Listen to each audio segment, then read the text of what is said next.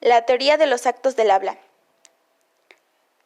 La teoría de los actos del habla fue establecida por John Langage Austin, filósofo británico, en su obra póstuma Cómo hacer las cosas con palabras.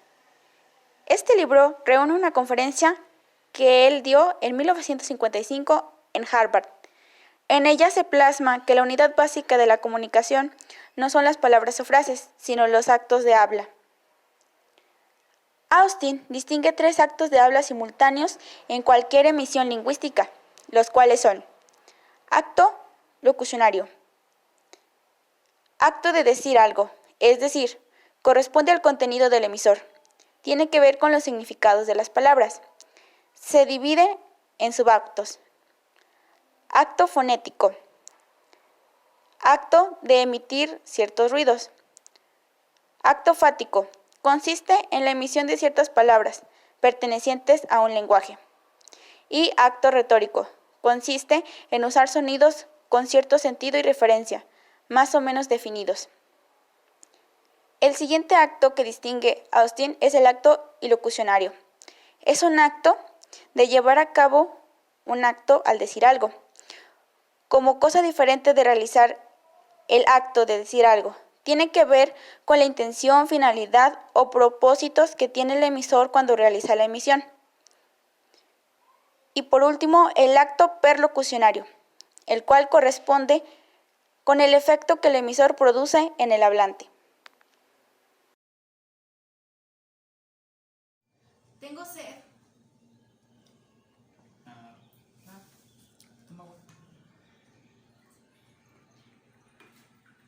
Gracias. Según Searle, al emitir una oración se realizan al menos 3 tipos distintos de actos a saber, los cuales son: actos de emisión, que es la emisión de las palabras; actos proposicionales, hacer referencia y predicar; y los actos ilocucionarios, que es enunciar, preguntar, ordenar o prometer. Searle divide los actos ilocucionarios en directos y en indirectos. Los actos ilocucionarios directos son aquellos en que el ordenador emite una oración y la oración significa de manera explícita y literal lo que expresa en él. Se produce un efecto ilocucionario que consiste en que el receptor comprenda la emisión del orador. Los actos ilocucionarios indirectos es donde los hablantes no siempre dicen lo que quieren decir, o dicen más de lo que en efecto dicen. El orador emite una oración y esta significa lo que se dice, pero además significa algo más.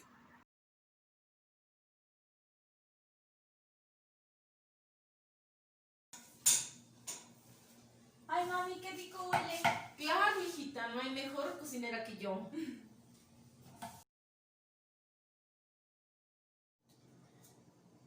Ay, qué rica comida, pero ¿serías tan amable de pasarme la sal? Gracias.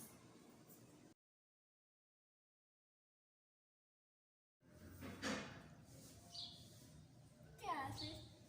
Nada. No, que sí, ya te estoy viendo que estás platicando con el Beto. No. ¿Te gusta? Bueno, la verdad sí. Te voy a decir. No, no voy a dejar que hagas eso.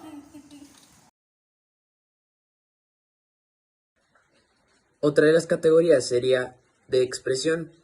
La intención del orador es expresar sus sentimientos y actitudes. El ejemplo sería: realmente lamento haber dicho eso.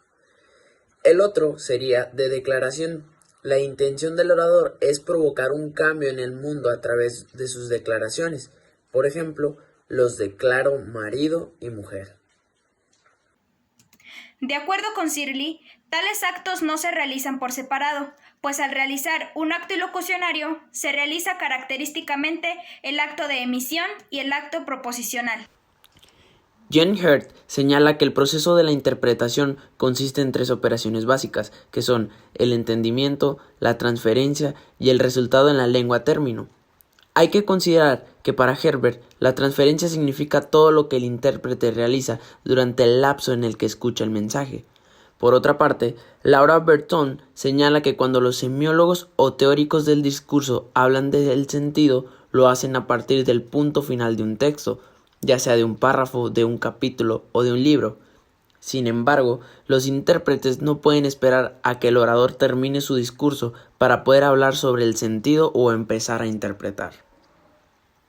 La teoría de los actos del habla es una teoría pragmática que se originó con la hipótesis de que la unidad mínima del lenguaje no solo tiene como función ser un enunciado o una expresión, sino además realizar determinados actos o acciones como enunciar, plantear, dar órdenes, describir, explicar, disculpar, agradecer y felicitar, entre otros. Shirley, 1980.